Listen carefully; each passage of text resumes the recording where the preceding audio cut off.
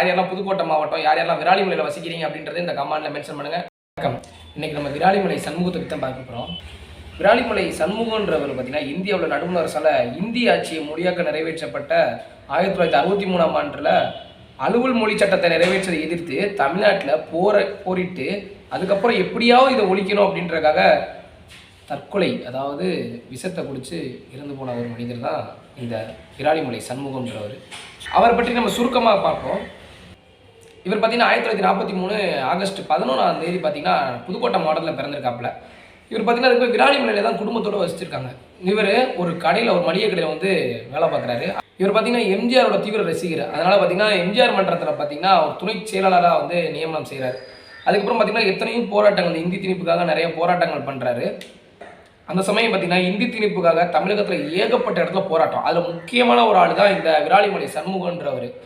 அந்த நேரத்தில் காவல்துறை பார்த்தீங்கன்னா போராடுற எல்லாத்தையும் காட்டு மிராண்டித்தனமாக அடிக்கிறாங்க.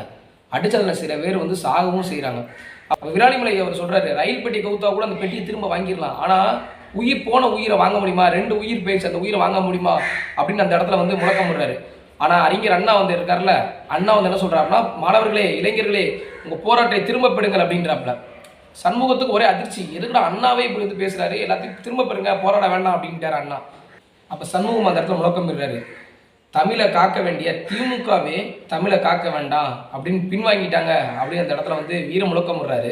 பக்தவளச்சத்தின் ஆட்சியில் தமிழ் தலைக்க வழியின்றி போய்விட்டது, தமிழ்தாயின் புலவர்களையும் பாதுகாப்பு சட்டங்கள் எனும் போர்வையால் மூடி மறைத்து விட்டார்கள், தமிழ்தாயின் பாரதம் இரத்தத்தால் கரைபிடிந்துள்ளது, அண்ணா நீங்கள் ஆணையிட்டால் கண்டிப்பாக நம்ம எல்லாருமே போராடி வெல்வோம், நம்ம திரும்ப பெறலாம், ஹிந்தி எதிர்ப்பை நம்ம உயிரோட அறுக்கலாம் அப்படின்னு எழுதி வச்சுட்டு தன் உயிரை அவரை மாய்த்து கொள்கிறார் ஐயா விராலிமலை சண்முகம் அவர்கள். அவர் இறந்த ஆண்டு பார்த்தீங்கன்னா 1965. இதே நாள் பிப்ரவரி 25 தான். அவர் சுமார் 23 வயது தான் வாழ்ந்திருக்காரு. தன்னுடைய இளைஞர் பட்டாளத்தை திரட்டி போராட்டங்கள் நடத்தி கடைசி திமுகவோட ஆட்சியிலேயே பார்த்தீங்கன்னா அது வந்து அந்த போராட்டம் வந்து தோல்வியில் அடைஞ்சிருக்கு. அதுக்கப்புறம் பார்த்தீங்கன்னா ஆகஸ்ட் 19 1979 இவருக்காக ஒரு படிப்பகம் உருவாக்கி விராலிமலையில் இவரோட நேமில் உருவாக்கி அண்ணா அவரும் திறந்து வைக்கிறார். விராலிமலை சண்முகத்தை பற்றி இன்னும் தெரிஞ்சிருந்தால் கண்டிப்பாக நம்மள கமெண்ட்டில் சொல்லுங்கள். யார் யாரெல்லாம் புதுக்கோட்டை மாவட்டம், யார் யாரெல்லாம் விராலிமலையில் வசிக்கிறீங்க அப்படின்றத இந்த கமெண்ட்டில் மென்ஷன் பண்ணுங்கள். நன்றி.